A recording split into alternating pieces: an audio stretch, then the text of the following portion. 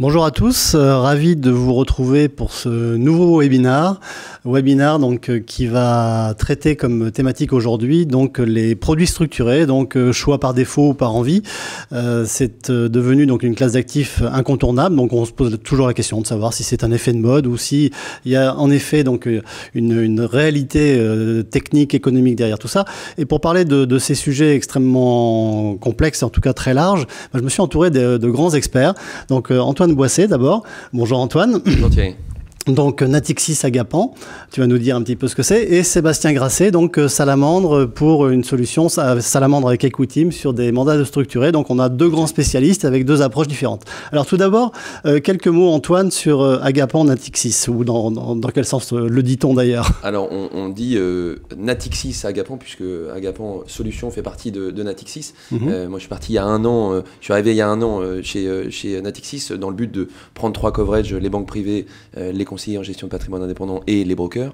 Et pour la classe d'actifs des produits structurés, on avait besoin d'avoir une image assez forte pour nos partenaires, les indépendants, d'être lisible de l'extérieur et lisible de l'intérieur. Donc on a créé un label, un nom d'équipe, et ce nom d'équipe s'appelle Agapan Solutions. D'accord, donc des solutions en produits structurés, mais pas que. Alors, que des produits structurés, clairement. Donc banque de financement et d'investissement, moi je fais des produits structurés, c'est ce que je sais bien faire et je pense que c'est ce à quoi je dois m'arrêter. Ok, très bien. Sébastien, un petit mot également sur Salamandre, et puis ici tu représentes aussi donc, ton coéquipier qui est Equitim. Absolument. Donc Salamandre AM est une société de gestion entrepreneuriale, donc on est indépendant de tout réseau bancaire, de tout institutionnel. Nous sommes pourtant issus, originellement, mon associé Camille Barbier et moi, du milieu institutionnel. On utilisait déjà les produits structurés pour une clientèle instit.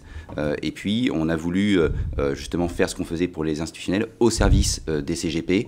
Et on a mis en place avec AGAS un mandat produits structurés, UC produits structurés, en partenariat avec Equitim, avec un seul objectif, c'est rendre le meilleur service aux clients des CGP et donc au cabinet. Et on est très heureux de cette innovation qui est une exclusivité sur ce marché. Alors on va entrer dans le vif du sujet, donc tout de suite avec l'agenda qu'on va vous proposer donc, durant ces quelques 40 minutes. Donc je vous rappelle que le principe du webinaire, c'est que vous pouvez poser des questions donc, en direct via un chat. C'est la raison pour laquelle je suis équipé ici d'une tablette, puisque je reçois donc, vos questions en direct et je les administrerai ou pas en fonction de la bonne opportunité, en fonction du déroulé donc, de notre webinaire. Quand je dis ou pas, c'est que je pourrais peut-être me réserver le droit de les poser un petit peu plus tard dans le timing. Mais n'hésitez pas en tout cas à vous connecter et à nous poser toutes les questions que vous souhaitez. On est là pour déflorer le sujet de A à Z. Donc d'abord, on va parler des acteurs, des enjeux, du poids de ce marché, de cette classe d'actifs aujourd'hui qui, je le disais en introduction, a pris vraiment une importance assez phénoménale. La démarche de mise en marché également, parce qu'on s'interroge toujours sur est-ce que c'est complexe de mettre en marché ces produits-là. Donc on va avoir là aussi deux avis un peu différents avec la conception, création de produits from scratch et en unité de compte directement, ou bien encapsulé sous la forme de mandat. Donc on est très heureux de pouvoir confronter dans le bon sens du terme ces deux approches. Et puis évidemment, on parlera de l'opportunité ou des perspectives d'intégration de cette classe d'actifs pour répondre à des objectifs patrimoniaux, puisque les gens qui nous écoutent et qui nous regardent aujourd'hui s'interrogent sur quelles astuces finalement pourrais-je récupérer de ces différentes solutions de produits structurés. Donc dans un premier temps, je vais aborder avec vous donc quelques sujets, quelques généralités. C'est vrai que les produits structurés donc sont vraiment devenus un axe de développement important.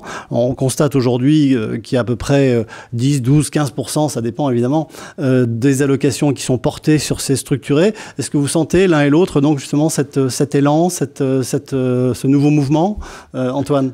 Clairement, oui. Moi, ça fait 10 ans que je suis auprès des indépendants pour distribuer les produits structurés. On se rend bien compte qu'il y a eu un changement radical qui est lié probablement, on en parlera j'imagine, à la réglementation, à la lisibilité de ces produits qui sont aujourd'hui excessivement compréhensibles. Ça ne veut pas dire qu'ils sont simples, ça veut dire qu'ils sont plus facilement compréhensibles, donc plus facilement distribuables, donc plus facilement suivables. Et je pense que c'est ça, c'est cette lisibilité aujourd'hui, cette compréhension qui fait le succès, en effet. Fait le succès de ces produits, bien donc, évidemment. Moins de boîtes noires, en tout cas, ça c'est une évidence. Et la deuxième chose, si je peux faire une deuxième chose, c'est que je pense que le marché est très difficile à lire. Ouais. Et ce, depuis quelques années. C'est-à-dire que c'est voir au cours des 4 derniers mois ou 5 derniers mois, comprendre ce qui s'est passé, perdre 15% et en reprendre 20%, c'est quelque chose qui est assez difficile à suivre. On verra donc en effet comment les structurés peuvent répondre à ça. Sébastien, un petit mot là-dessus sur cet engouement? Oui, je rejoins ce que dit Antoine. En fait, le marché des structurés a gagné en intelligibilité.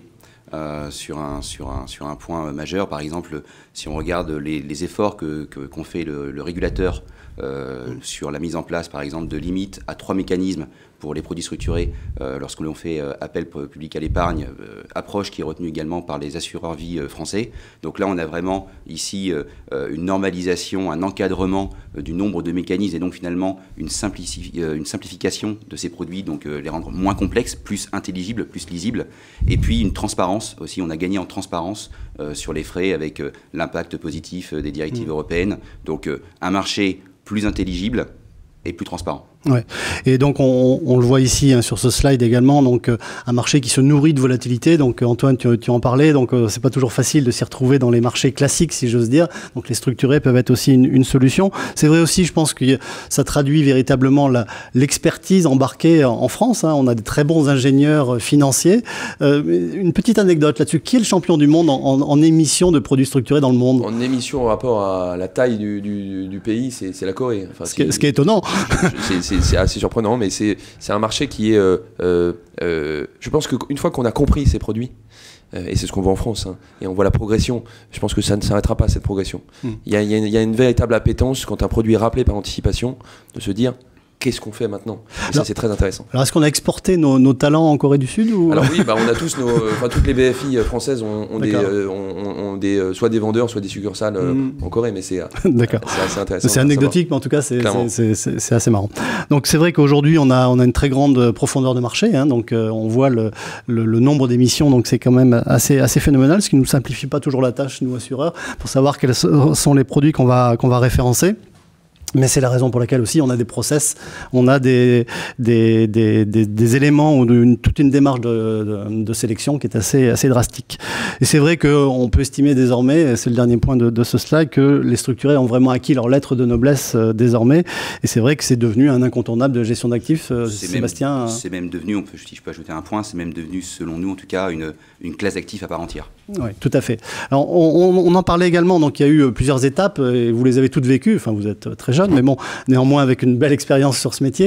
Et je pense qu'en effet, on a vu plusieurs étapes qui ont structuré, qui ont rythmé finalement la mise en place des structurés. Donc les plus anciens d'entre nous vont se rappeler peut-être de périodes pas toujours très fastes en matière de structurés, qui ont sûrement fait quelques blessures en quelque sorte.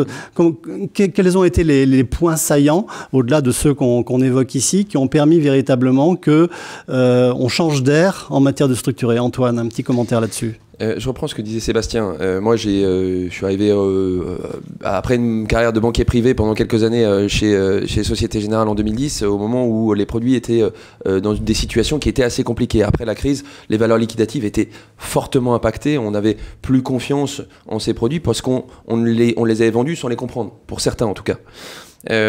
Ça, c'était la préhistoire pour moi. L'histoire, c'est après 2010. On parlait de la doctrine ACPR-AMF qui est sortie en octobre 2010 et qui résume avec 3 grands axes comment faire appel public à l'épargne. Alors, on ne dit plus appel public à l'épargne, on dit offre publique. Oui. Mais cette offre publique, elle se résume de 3 façons. Donc, 3 mécanismes complexes, comme disait Sébastien, c'est très important, mais aussi un sous-jacent intelligible par le client final.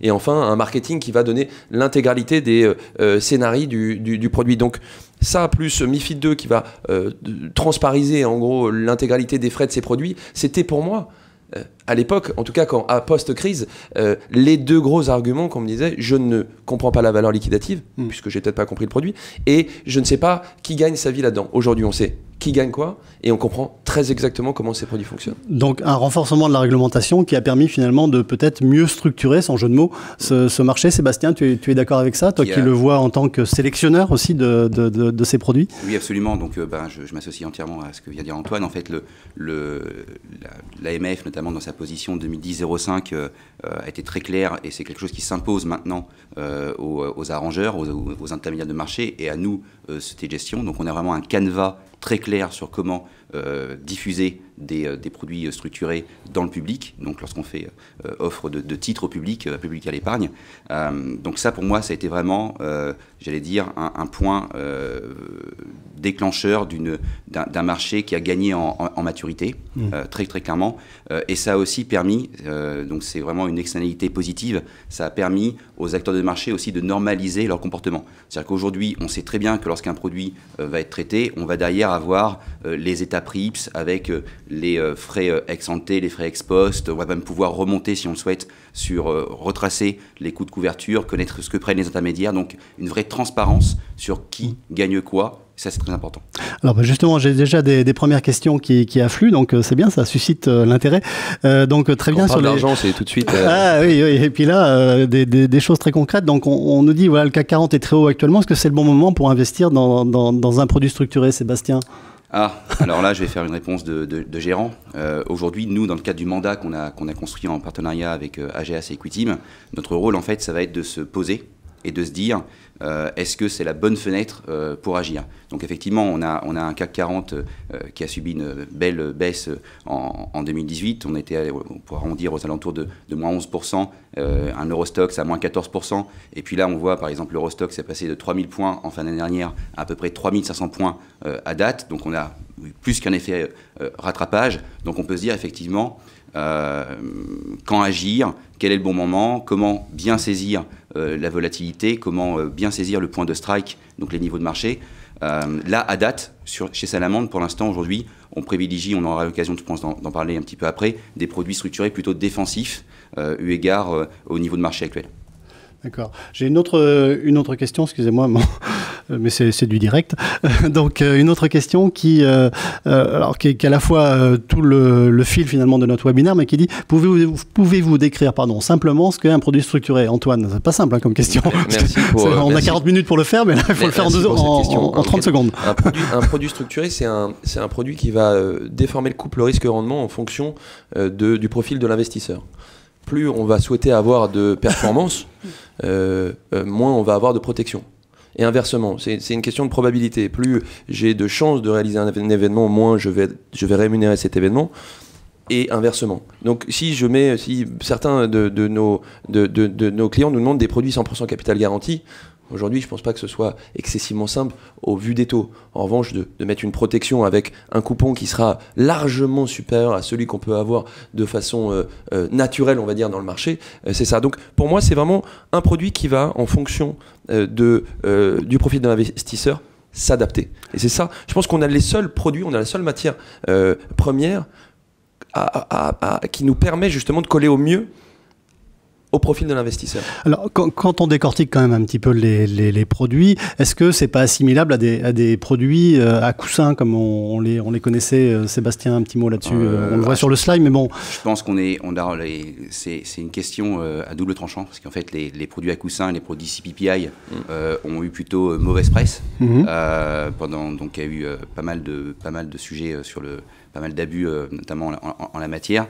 Donc je pense qu'on ne peut pas vraiment les assimiler à des produits à coussin. Tout dépend de quels produits structurés on parle. Des produits structurés à capital garanti, des produits structurés avec protection partielle du capital, des produits structurés avec conditionnalité du coupon. Donc on a toute une famille de produits. Je pense que pour simplifier, l'essence du produit structuré, comme le disait Antoine, ça va être de se dire, voilà, j'ai un client avec une recherche de couple rendement-risque, j'ai un niveau aujourd'hui de volatilité qui est à tel niveau, donc la volatilité qui est l'essence, le carburant du rendement sur les produits structurés, et j'ai des niveaux de marché qui sont à tel niveau. Je vais prendre tout ça et je vais, selon mes anticipations de mes vues sur les marchés actions, pouvoir calibrer, c'est là très important, calibrer le bon produit au bon moment par rapport au profil, au couple rendement-risque. Donc les assimiler entièrement à des produits à coussin, ça me paraît c'est un peu rapide, bien sûr.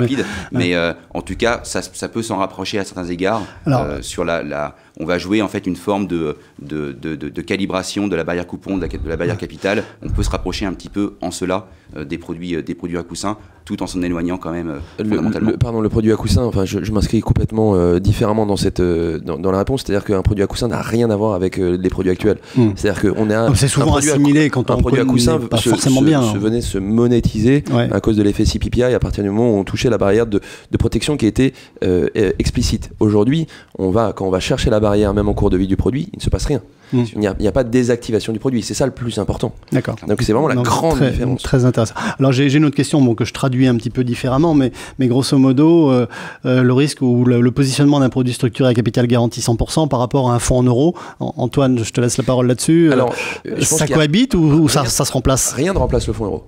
Commençons par le postulat de base. Ça fait plaisir à l'assureur que je suis. Mais alors, j'en suis plus que convaincu. J'en ai moi personnellement, et je pense que tout le monde en a un petit peu dans ses allocations, plus ou moins bien évidemment. Un produit structuré va être complémentaire potentiellement à un fonds euro. Je prends l'exemple des trésoreries d'entreprise. Aujourd'hui, une trésorerie d'entreprise qui veut investir sur un contrat de capitalisation ou une personne physique qui est excessivement sécuritaire ne peut plus investir à 100% sur du fonds euro. En tout cas, c'est de plus en plus compliqué aujourd'hui. Donc nous, on peut arriver avec une solution de produits structurés 100% capital garanti qui viendrait certifier la garantie du capital in fine. Simplement, la conditionnalité des événements, c'est-à-dire est-ce qu'on va avoir du rendement ou pas sur le produit structuré, on comprend que les taux aujourd'hui ne sont pas excessivement importants. Donc aller chercher du 1, 2, 3, peut-être 4% sur du produit 100% capital garanti en fonction d'événements qu'on aurait préalablement définis ensemble, c'est faisable. Mais il faut que ça se réalise. Et c'est du manque à gagner par rapport à quoi? Par rapport aujourd'hui à un taux monétaire qui est à 0. Bien sûr. Et donc qui ne rapporte rien. Donc c'est un manque à gagner qui n'existe pas. Donc c'est que du plus pour moi. Alors j'ai administré cette question parce qu'elle prenait tout à fait place dans le déroulé des slides qu'on avait présentés, puisque donc on voit ici un petit focus sur l'exposition ou sur la profondeur de marché et l'exposition donc chez les CGP. Alors les chiffres datent un petit peu, mais il reste, je pense, dans les tendances tout à fait pertinents.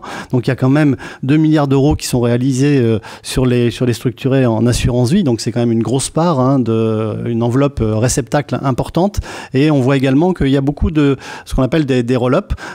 Sébastien, un petit mot là-dessus. Qu'est-ce qu'on entend par roll-up? En fait, c'est la capacité de relayer le produit. Donc, par exemple, lorsqu'on a eu un remboursement anticipé, d'aller sur un autre produit, donc d'enchaîner sur un autre produit. Donc c'est plutôt, alors ça dépend des situations, une bonne nouvelle, ça veut dire que le produit s'est plutôt bien comporté. Alors après, c'est là aussi où il faut pouvoir intervenir et calibrer les frais au moment où on roule et on s'embarque sur un autre produit. C'est ce qui a, on va dire, contribué un petit peu pas au désengouement, mais aux critiques qu'il y a pu y avoir sur la classe active des produits structurés, c'est-à-dire j'embarque un produit, il va être relais, je rebalance une couche de frais, etc. Donc aujourd'hui, c'est là aussi, nous, on va intervenir pour calibrer les frais au moment où on va rouler. C'est ce qu'on a pu gommer aussi avec la mise en place du mandat, où là, justement, Absolument. On a un relais qui se fait de la meilleure façon. Néanmoins, à quel moment il convient de pouvoir relayer le produit. Voilà. Néanmoins, et là, je me retourne vers Antoine, donc la production ou l'émission de nouveaux produits structurés, de nouvelles idées, et vous ne manquez pas d'idées, chers amis, donc, est permanente finalement. Ou est-ce qu'il y a vraiment une fréquence Alors on est contraint par le cadre réglementaire dans l'offre publique. De fait, il faut vraiment dissocier deux choses. Donc la distribution en offre publique qui passe par majoritairement pour être bien évidemment référencé chez AGAS et chez les autres assureurs. Et il y a le placement privé qui est un produit qui est plus sur lequel on n'a pas justement cette contrainte. Donc une fois qu'on a séparé ces deux produits, on se rend compte que dans le placement privé, on a beaucoup plus de liberté pour faire à peu près ce qu'on veut, de fait, puisqu'on n'est pas dans ces mécanismes qui sont bloquants de l'offre publique. Une fois qu'on est dans l'offre publique, on essaye d'avoir des nouveautés. Moi, je m'arrête un instant. L'énorme avantage, quand on parlait de rôle de produits structurés, l'énorme avantage d'un produit versus la gestion classique, c'est que lorsque le produit est rappelé par anticipation, on se pose à nouveau la question. Quand est-ce qu'on se pose la question quand on a un fonds classique? Quand on fait plus 6, plus 7, plus 8, plus 9, plus 10, à quel moment? Quand est-ce que je sors du fonds? C'est très compliqué. On peut avoir des options de gestion qui permettent de prendre les gains, par exemple. Les plus-values, ce genre de choses, etc. Ouais. Nous, je vous donne un exemple. On a lancé un produit en février de l'année dernière qui s'appelait Autocall Flash 2018, donc février, qui était rappelé par anticipation. C'était un produit avec rappel par anticipation quotidien. D'accord. Et donc, mais c'est un peu plus rare là, ces derniers temps, les rappels. Et bien justement, c'est ce que je veux dire, c'est qu'en ayant un rappel par anticipation quotidien, depuis février de cette année, il y a la première fois où on était positif par rapport à l'année dernière, c'était il y a 3 jours. Et le produit a été rappelé par anticipation avec un coupon de 6 plus le prorata des quelques mois. Donc c'est une bonne nouvelle. Super nouvelle. Mais choisir son produit dans des marchés qui sont hauts, la question que tu posais tout à l'heure, est-ce qu'on est haut, est-ce qu'on n'est pas haut? Oui, je pense qu'on est historiquement haut. Ouais, alors, là j'ai une autre question qui va dans ce sens-là. La tendance est-elle toujours aux produits structurés indiciels? Réponse rapide, Antoine. Très rapide, oui et non. Une réponse bon, merci. Voilà, merci, au revoir. Non, la réponse, elle est simple. Soit on a des convictions. Il y a eu énormément de possibilités sur le secteur bancaire. On se rend bien compte que le secteur bancaire s'est fait massacrer pour des raisons qui sont pas forcément évidentes tout le temps. Donc investir sur une action et se dire je mets l'intégralité des airbags, protection, tout ce qu'on veut pour faire en sorte que le produit autour d'une seule action soit vraiment très sécurisé. Ça peut être une opportunité, mais clairement, les produits indiciels sont des produits qui sont beaucoup plus 4x4, passe-partout, et qui sont plus adaptés à la distribution retail de masse. Donc, beaucoup d'indices, mais quelques opportunités sur certains titres. D'accord, très bien. Et donc, dans les mandats que chez Salamandre Equity vous avez mis en place, il y a beaucoup d'appels à ces produits indiciels ou pas? Alors, aujourd'hui, nous également, on privilégie les produits indiciels. Donc les structurer sur indice action. On ne s'interdit pas néanmoins de pouvoir traiter sur des paniers ou de sélectionner telle ou telle valeur de manière tactique. Comme on le disait à l'instant, on a parlé d'une approche sectorielle sur le secteur bancaire, ça peut être une thématique aussi que nous voulons jouer. Et c'est là le rôle justement de la société de gestion, c'est d'apporter sa patte d'analyse macroéconomique. Donc là, sur la macro, on va plutôt rechercher des produits indiciels, jouer le marché action par rapport au niveau de volatilité à l'instant T et au niveau des marchés plus globalement, où on va pouvoir avoir une approche plus bottom-up et faire un petit peu d'analyse sectorielle, thématique, pour pouvoir embarquer un produit différenciant. Mais on peut allier les deux. C'est là la beauté du mandat, c'est qu'on va pouvoir diversifier sur des produits sur panier, mono sous-jacents ou indiciels. D'accord. Et c'est quoi aujourd'hui la proportion entre ces paniers, ces mono sous-jacents ou ces indiciels, pour les produits en cours en tout cas? J'ai pas de chiffre exact, mais on a clairement plus d'indices que d'actions. De fait, il est plus simple de lire l'Eurostock 50 que de lire Lafarge. On a plus de facilité historique à savoir. C'est le marché versus un secteur d'activité. Mais il y a plus de titres que d'indices. Donc... Il y a plus de titres que d'indices, mais on se rend bien compte aussi que je pense qu'on a tous fait ce sondage dans notre famille ou dans nos amis. Ils ont la capacité de savoir où on est le CAC 40. Je ne suis pas certain qu'ils aient la capacité de savoir où on est Société Générale. Alors, j'ai une autre question là qui est intéressante, qui s'adresse à tous les deux d'ailleurs. Est-il possible de construire son propre produit structuré? J'imagine soit au niveau d'un client qui aurait une surface Wealth suffisamment importante, ou peut-être au niveau d'un distributeur, peut-être d'un CGP. Qu'en est-il? Tout à fait. Alors c'est vraiment, nous, c'est 50% de notre chiffre d'affaires est fait par des produits de gamme, donc des produits, la gamme AGAP coupon, AGAP Air, AGAP Flash. On aura peut-être l'occasion d'en reparler, mais ça, vous le trouvez sur l'étagère de façon régulière tous les 3-4 mois chez votre assureur favori. Et ensuite... Ce qu'on voit d'ailleurs à l'écran, puisque on a à peu près, en effet, la moitié pour aller dans ton sens, on a à peu près la moitié, un peu plus de la moitié d'ailleurs, des produits qui nous sont proposés et présentés, qui sont des produits dédiés. Et ensuite, effectivement, on a des produits dédiés. Les produits dédiés sont clairement volonté de la part d'une personne physique qui est derrière, d'une trésorerie d'entreprise, ou tout simplement d'une animation de la part du cabinet de sa clientèle avec une typologie de produit qui est très précise. Donc on en fait bien évidemment, et on en fait tous les jours. Alors cette personnalisation des produits structurés ou des enveloppes de structurés au sein d'un mandat, ça existe? C'est plutôt dans l'air du temps? C'est à promouvoir? Alors c'est même, j'allais dire, l'essence même de l'offre qu'on a montée avec votre assureur préféré, pour prendre l'expression, et pour la citer, et Equity, qu'on va citer pour le coup.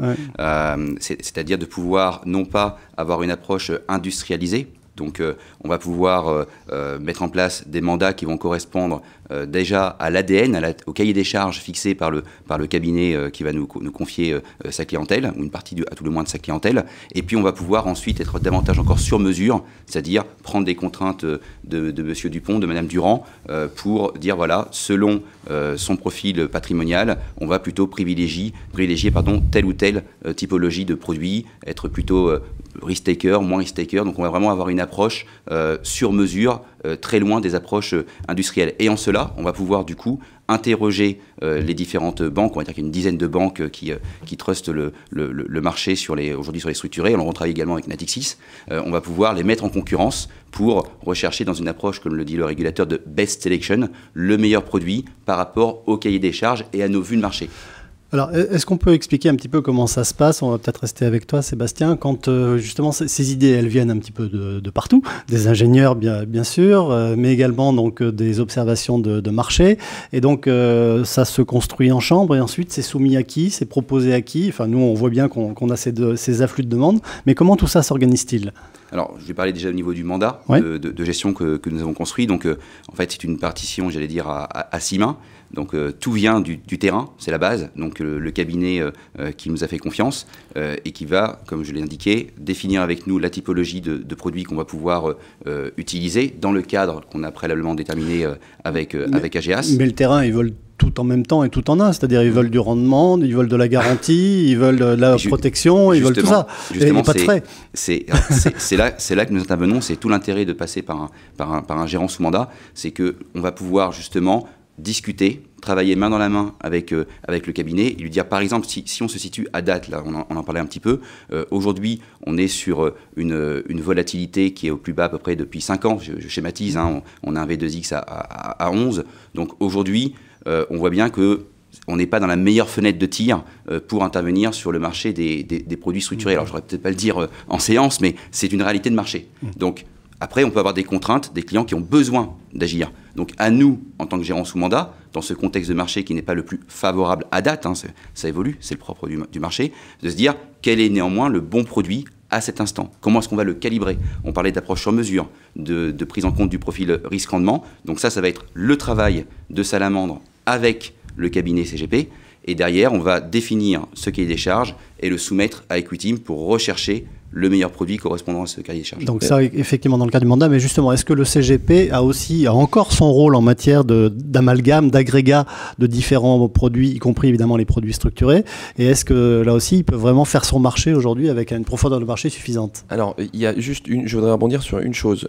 On n'est pas dans le meilleur moment pour faire des produits structurés, on n'est pas dans le meilleur moment pour faire des obligations, on n'est pas dans le meilleur moment pour acheter des actions, on n'est pas dans le meilleur moment pour acheter du monétaire, on n'est pas dans le meilleur moment du tout. On va changer de métier alors. Voilà. Non mais c'est en termes de visibilité, en termes de facilité, de lisibilité aujourd'hui, il n'y en a pas. Donc est-ce que c'est mieux quand il y a de la volatilité pour faire des produits structurés? Oui, mais quand il y a de la volatilité, ça veut dire que le marché il est un peu sous tension, qu'on a un peu de taux par ailleurs, qu'on a pas mal de matières premières pour faire des produits. Aujourd'hui, on n'a rien. Donc nous, les produits structurés, on est très heureux de pouvoir offrir des rendements entre 4, 5, 6 et 7% avec des très jolies protections, des gros cadres. Ça, c'était juste pour reprendre ce que disait Sébastien, et je m'inscris totalement dans ce qu'il dit. Donc. Mais une autre chose, moi je suis banque de financement et d'investissement. Je suis dans la salle des marchés et c'est des produits dérivés de Natixis. J'ai mon trading, j'ai mes ingénieurs structureurs, j'ai la vente, j'ai le marketing, j'ai la communication, j'ai l'intégralité des équipes qui sont autour de moi. On crée des produits, on réfléchit à des produits. La question c'est, est-ce qu'on fait de l'innovation? Oui, l'innovation elle vient de nous. Elle ne vient pas du terrain, c'est pas possible. Le terrain ne sait pas. On essaye de pousser des idées. Ouais. On travaille typiquement sur des produits qui vont avoir des SRI qui vont être baissés à 3 sur des autocalls classiques. On est preneur. On travaille là-dessus. On essaye justement de réfléchir à des solutions qui sont différenciantes. Pourquoi pas lancer un fonds d'autocall aussi, un fonds qui rollerait des autocalls de façon permanente. On est en train de potentiellement y réfléchir. On réfléchit à beaucoup de choses. Mais là où je rejoins Sébastien, c'est que l'innovation ne sert à rien si elle n'est pas adaptée à la demande du terrain. Exactement. Et à l'investisseur final. Donc, on a cette capacité, nous, d'être le lien avec la structuration pour venir les voir en reprenant du terrain l'intégralité des informations. On fait ce que fait Macron en ce moment. Hein. On va sur le terrain, on note des choses, on le fait remonter et puis on voit si on arrive à trouver des solutions.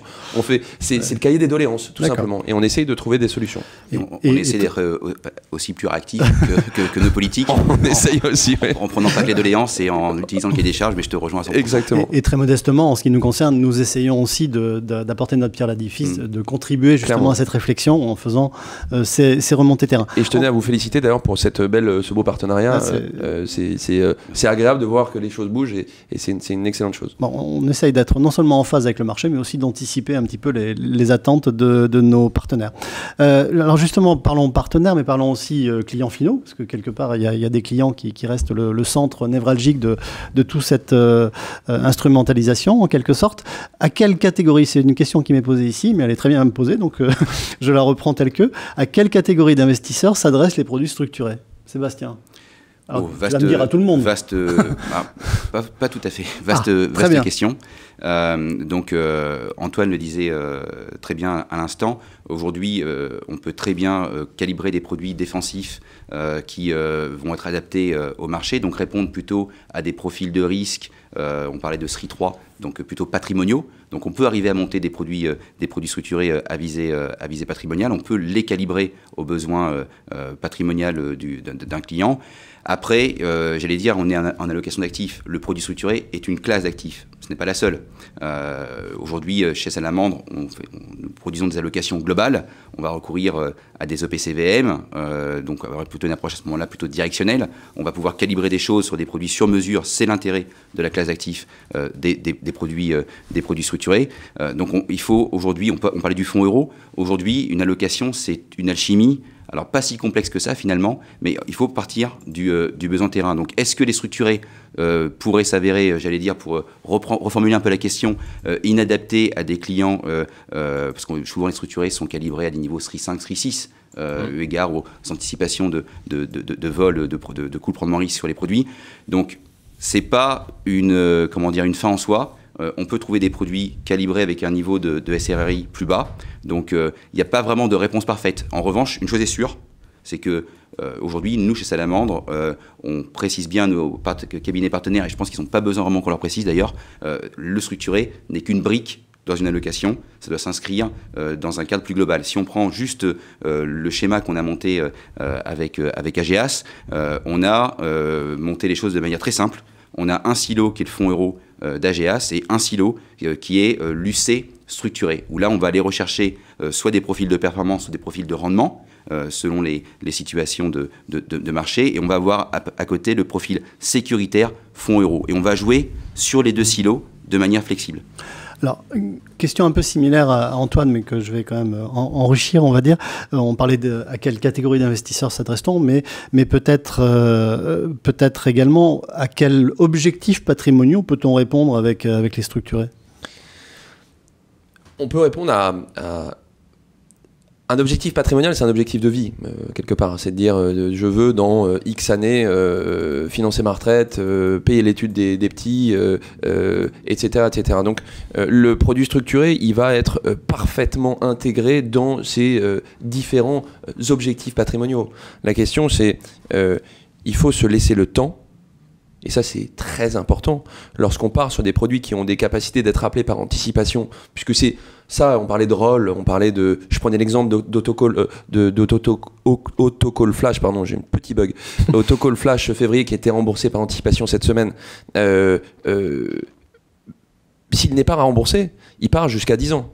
Ouais. Donc, c'est important de toujours garder en tête la maturité maximale de ce produit, la très jolie protection qu'on offre, mais à maturité, et la capacité d'être rappelé par anticipation. Donc oui, ça répond. On a des produits sur du crédit pour des personnes qui sont plutôt aguerries. On a des produits sur des single stocks. On a des produits sur indices. On a des produits qui sont 100% capital garanti. On a des produits, et on est les seuls à le faire, qui sont 90% capital garanti, et ce à tout instant de la vie du produit. On a des produits qui sont rappelés par anticipation tous les jours, tous les mois, tous les semestres, tous les 2 ans, des produits qui sont protégés à moins 20, moins 30, moins 40. Ce que je veux dire, c'est que j'ai une matière première que je peux déformer quasiment à l'infini, dans le cadre, bien évidemment, de la régulation. Donc, on répond à quasiment tous les objectifs patrimoniaux. En tout cas, nous, c'est ce qu'on constate aussi dans les allocations qui nous sont demandées. Donc, ça peut répondre non seulement à n'importe quel profil d'investisseur, et puis on va avoir un dosage entre les différentes classes d'actifs au sein du contrat. C'est aussi l'intérêt de ces classes d'actifs, de ces contrats, pardon, de ces enveloppes. Alors justement, enveloppe assurance vie, mais aussi enveloppe compte titre. On prévoit de s'héberger sur n'importe quel véhicule, Antoine? Tout à fait. Assurance vie, contrat de capi, compte titre. l'assurance vie demande un certain niveau de collecte pour pouvoir être référencé, demande à faire offre publique pour être référencé, passe par les griffes, bien évidemment, codine, les fourches codines de l'assureur pour savoir s'il accepte ou non de distribuer un produit qui fait offre publique. De l'autre côté, on a un compte titre qui est moins intéressant sur tous les aspects qu'on connaît, patrimoniaux, justement, on en parlait tout à l'heure, mais qui est plus souple en termes de référencement, de fait. Alors, souplesse, mais également rigueur, hein, et là, on le voit ici à l'écran, donc on voit effectivement tous les éléments qui sont nécessaires pour la mise en place de structurer, donc notamment avec tout ce qui est brochure commerciale, tout ce qui est annexe à la proposition d'assurance quand on est évidemment dans le cadre d'un contrat d'assurance, mais également toute la fiche signalétique qui va décrire en détail le produit, le questionnaire de connaissances clients, et les termes et conditions donc indicatifs, notamment du support. Alors l'avantage aussi peut-être via le mandat notamment, c'est que on fait ça une fois pour toutes et après c'est terminé. On n'a pas de nouveaux questionnaires ou de nouvelles appétences à montrer sur tel ou tel produit qui serait poussé au sein du mandat, c'est bien ça? Oui, absolument. En fait, donc le mandat que nous avons construit est accessible, c'est un point important, à partir de 30 000 €. Donc c'est vraiment un point fondamental.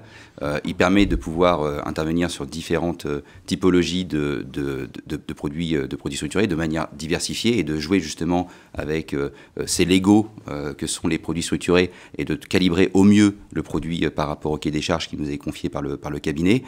Mais le point fondamental, Thierry, tu le disais, c'est d'alléger, de simplifier le travail des CGP avec ce mandat. C'est-à-dire que plus d'annexes à faire signer et également plus de campagnes de souscription à mettre en place auprès de ses clients. Donc le client signe un mandat de gestion logoté AGAS Salamandre en présence du cabinet, remplit un questionnaire de connaissances de clients, c'est fini.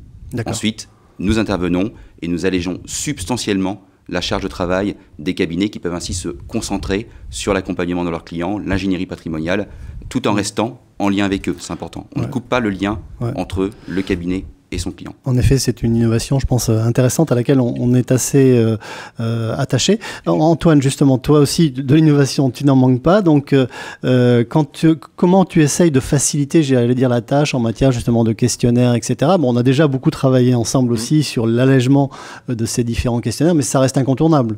Alors, ça reste incontournable. Je pense que c'est un débat qui est effectivement important, mais qui n'est pas primordial. Je m'explique. On va vers de la dématérialisation sur les contrats d'assurance vie. On va vers ces documents qui effectivement sont aujourd'hui pour la majorité des documents papier mais qui commencent à disparaître. Qu'est-ce que ça veut dire? Ça veut dire que c'est un clic maintenant ou trois qui permet d'alléger totalement la souscription. Donc je pense que je m'affranchis un petit peu de cette lourdeur administrative qui va progressivement se dématérialiser. Ça c'est la première des choses. Et juste, je me permets de te couper 2 secondes. Donc en effet sur notre dernier produit, notre dernière plateforme produit MyPGA, eh bien voilà, la possibilité donc d'accéder au structuré se fait en ligne et se fait donc sans nouveau papier, si j'ose dire, ce qui est plutôt une grande facilité. Donc merci aussi. Donc ça c'est une première chose. Donc finalement je pense pas que ce soit un frein réel. C'était un frein il y a un an. Ça l'est de moins en moins. La deuxième chose c'est que de faire une campagne pour aller voir ses clients pour leur dire bah tiens votre produit était remboursé, je viens vous voir, je vous appelle. C'est un vrai acte commercial. C'est un acte commercial. Ouais, tout à fait. Alors je dis pas que de le déléguer ou de le faire c'est pas bien. Dans les deux il y a des atouts et du positif et du moins bon. Mais je sais que c'est une telle satisfaction. Alors c'est un peu, effectivement, si on a 2000 clients et qu'on fait des tickets de 1500 € et qu'on doit aller chercher 500 000 €, ça commence à faire beaucoup, je te l'accorde. Mais je pense que c'est pas vraiment ça. Les personnes qui font des produits structurés investissent quand même une somme qui est parfois conséquente, hein, mais qui permet justement d'aller voir en disant on a fait un acte. Et que ce soit du service après-vente, hein. Votre produit, il est dans une situation qui est un peu complexe, mais génial, vous avez touché un coupon parce qu'on est dans le cadre d'un Phoenix, comme Agap Coupon. Je pense que c'est une bonne chose. Qu'est-ce qu'on fait, nous, pour simplifier la vie de nos partenaires? On réfléchit justement. Là, on est dans l'action, en train d'essayer de trouver un produit qui nous permettrait de ne plus, en restant dans l'autocall, c'est-à-dire que c'est quand même nos clients, de ne plus être en SRI 5 ou 6, mais d'être en SRI 3. Et auquel cas, on passerait sur quelque chose de beaucoup plus simple. On aurait un formulaire, je pense qu'on diviserait par 2 le nombre de questionnaires, et puis surtout, on réduirait la location globale qui aujourd'hui est un peu déformée à cause d'un marché qui n'a pas été forcément bon pour le rappel des produits structurés sur les rôles. Alors cette simplification, ça va dans le sens de la démocratisation, de l'accès à tous, ou bien ça reste réservé quand même à des investisseurs un peu avertis? Clairement, ah oui, non, la deuxième partie. Ouais. Je pense qu'on ne peut pas s'affranchir d'une explication forte Ouais. et d'une nécessité d'éducation du client qui achète ce produit. Absolument. Pour une simple et bonne raison. Moi, je suis arrivé en 2010 sur ces produits que je connaissais quand j'étais banquier privé préalablement, mais la valeur liquidative était fortement impactée. C'était pas les mêmes produits, on peut pas parler de la même chose. Et il y avait une volatilité qui était totalement exacerbée, mais quand on va voir un CGP qui nous dit mon client il a quelque chose qui vaut 40% dans son portefeuille, c'est un scandale, etc., il faut l'expliquer. Il faut dire qu'un produit, c'est une valeur liquidative. Une valeur liquidative, ça peut baisser. Si ça tombe de 60%, c'est que le produit n'était pas adapté. C'est pas possible. Ouais, on retombe sur les schémas classiques des mécanismes financiers de toute façon. C'est l'appréciation du risque, c'est cette bonne appréhension qui passe principalement par une bonne éducation. Et c'est pas pour rien qu'il y a des SRI, pardon. S'il y a des SRI, c'est que tu classes tes clients en fonction de leur risque. Et en ce sens, la réglementation nous éclaire également. Un dernier mot peut-être au plan technique, et puis on terminera par des aspects plus clients. On parle souvent des frais. Sur les produits structurés, des frais masqués, est-ce qu'on a bien compris combien de frais ça embarqué? Est-ce que c'est pas surchargé en matière de frais? Un mot là-dessus, très rapide, Sébastien. Alors sur les frais, ma réponse va rejoindre la question, puis je reviens un petit peu sur l'aspect mise en place. Très rapidement, parce qu'on est tout un à peu fait pris par le temps. des solutions. Aujourd'hui, donc notre solution permet de ne plus avoir à signer les annexes, de ne plus avoir à mettre en place ces campagnes, même si elles sont de plus en plus digitalisées, tout en maintenant en fait, j'allais dire, le côté sympa de la relation client entre le CGP et son client, c'est-à-dire alerter le client lorsque le produit s'est bien comporté. Alors ça, on le fait, j'allais dire, on met une couche d'ailleurs d'amélioration en la matière, c'est-à-dire qu'on apporte un reporting trimestriel conforme aux attentes du régulateur. Un mandat n'est pas opposé au reporting, bien au contraire. Le reporting va être l'annonce, j'allais dire, packagée dans un cadre conforme de la bonne nouvelle. Exactement. Et on alerte en fait via un système d'alerte les cabinets et du coup derrière leurs clients. Donc on coupe pas, j'allais dire, le côté bonne nouvelle. On enlève juste, j'allais dire, le côté lourdeur qui a tendance effectivement à diminuer avec le digital, mais qui reste toujours un petit peu embêtant d'aller embêter ses clients sur finalement des profils de produits qui ont été prévalidés dans le cadre du KYC fait par le cabinet. Donc ça, c'est un point fondamental. Sur les frais. Sur les frais, sur le reporting effectivement qu'on adresse à nos cabinets partenaires et qui est remis derrière à leurs clients, on met en place une transparence totale sur les frais. Donc quels sont les coûts du produit, donc dans une approche PRIPS avec la transparence sur les coûts ex post, les coûts ex ante. Est-ce qu'on peut dire que des produits structurés sont plus chargés que d'autres produits classiques? Alors c'est une question, j'allais dire, qui est vraiment qui a tout son sens.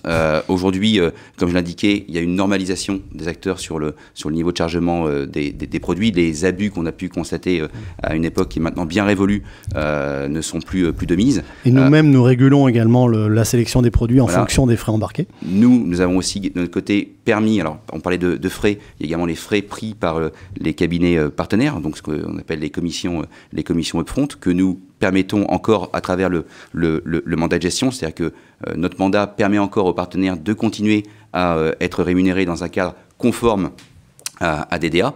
Donc ça, c'est une couche de frais. Il y a des frais pris par les arrangeurs, les intermédiaires de marché. Donc il y a toutes ces couches de frais qui viennent en upfront charger les produits. Néanmoins, si on regarde, j'allais dire all in all, en cumul, j'allais dire que les produits structurés, malgré ces frais embarqués en entrée, n'ont pas à rougir par rapport à des fonds de gestion active chargés à 2%. Tout dépend de comment se comporte le produit. D'accord, exactement. C'est une question qui est centrale, hein, les frais, combien ça coûte, etc. Quand tu disais que tu faisais dans la bonne réglementation, payer de l'upfront aujourd'hui au conseil de gestion de patrimoine en direct, c'est tout à fait dans la réglementation. Donc je ne suis pas obligé de passer par un mandat pour payer que ce soit bien sûr. Totalement défini. Autre chose excessivement importante, c'est que lorsqu'on passe par une banque de financement et d'investissement, on est en direct avec la salle des marchés. C'est ça. Et les frais sont... Il n'y a pas d'autres intermédiaires. Donc c'est excessivement important aussi. Alors justement, une question là également qui arrive. La VL en façade, notamment avec les frais prélevés, n'est pas toujours facile à exposer aux clients. Bon, c'est une évidence, mais en tout cas, on travaille pour cette fameuse transparisation à outrance. Alors la valeur liquidative, c'est ça la question. Oui, c'est ça. La valeur liquidative, elle est impactée des frais. Le produit ne vaut pas 100%. Absolument. Le produit, il vaut 100% moins les frais qui sont définis dans le kit que le client va recevoir. Donc c'est 4 pages et à la dernière page, vous avez l'intégralité des frais qui sont pris et qui sont lissés de 3 façons. Si on est rappelé la première année, mi-maturité du produit et maturité du produit.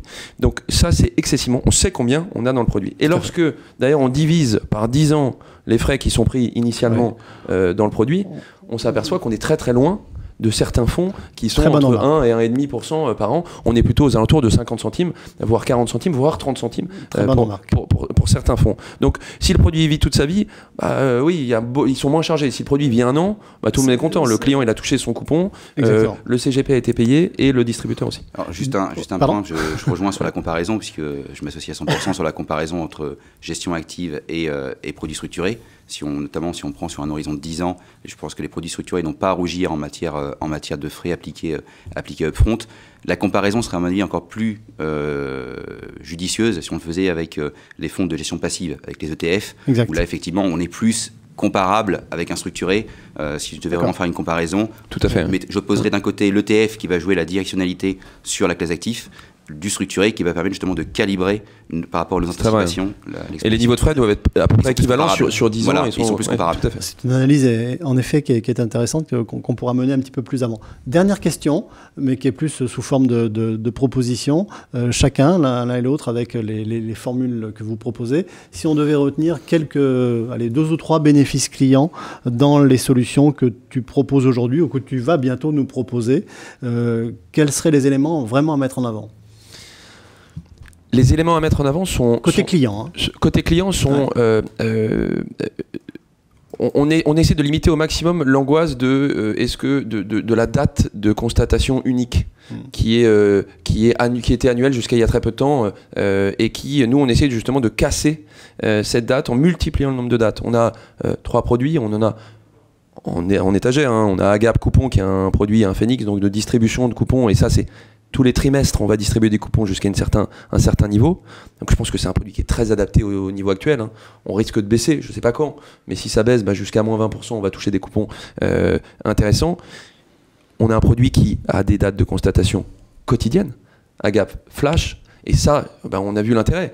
Sur plus d'1 an et 3 mois glissants, c'est la première fois qu'on est positif. Donc on saisit tout de suite, et on sort, et on est rappelé. Et ensuite, on a des produits qui offrent, pour ceux qui sont plus dynamiques, des gros coupons, des coupons de 10% par année. Même question, Sébastien, si on devait retenir 3 éléments phares, 3 arguments forts, 3 bénéfices clients. D'accord, donc j'allais dire notre offre permet d'avoir accès à ces typologies de produits. Où tu te nourris aussi. Voilà, on se nourrit clairement de ces réflexions. J'allais dire, c'est un écosystème qui échange beaucoup. On n'échange pas uniquement sur les plateaux. Voilà. Donc on travaille, j'allais dire, tout écosystème sur les réflexions par rapport aux conditions de marché. Les avantages de l'offre sous mandat que nous avons créé ensemble sont assez simples. Pour les résumer, c'est d'abord finalement d'alléger substantiellement le travail des cabinets. Je parlais des annexes qui disparaissent à faire signer, je parlais des campagnes à ne plus mener pour aller voir les clients pour les souscriptions, mais c'est également de maintenir une forte diversification et d'avoir l'outil du gérant. C'est-à-dire que le gérant va pouvoir accompagner le cabinet et apporter sa touche d'analyse top-down, macroéconomique, bottom-up, si on doit sélectionner des secteurs, des noms, des sociétés. Donc c'est vraiment d'être accompagné dans la durée par un gérant, dans un cadre qu'on a monté de manière conforme aux attentes du régulateur et avec un reporting à destination des clients. Écoutez, messieurs, c'était passionnant. En tout cas, il y a encore beaucoup de choses à faire. Oui. Je voulais juste faire un petit coucou à mon fils qui est né il y a 3 jours. Et je vais chercher ma femme maintenant à la sortie de la maternité.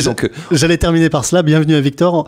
En tout cas, merci beaucoup d'avoir participé à ce webinaire. Merci à tous d'avoir suivi ce webinaire en direct. Je rappelle qu'il y a un replay qui sera diffusé donc, dans toutes les bonnes crèmeries finalement, et notamment par les réseaux sociaux, par nos différents sites les uns les autres, etc. Donc merci beaucoup. J'étais très honoré de vous avoir autour de cette table et merci de votre franchise et de vos interventions très impliquées. Merci beaucoup. Merci Thierry. Merci messieurs. Merci.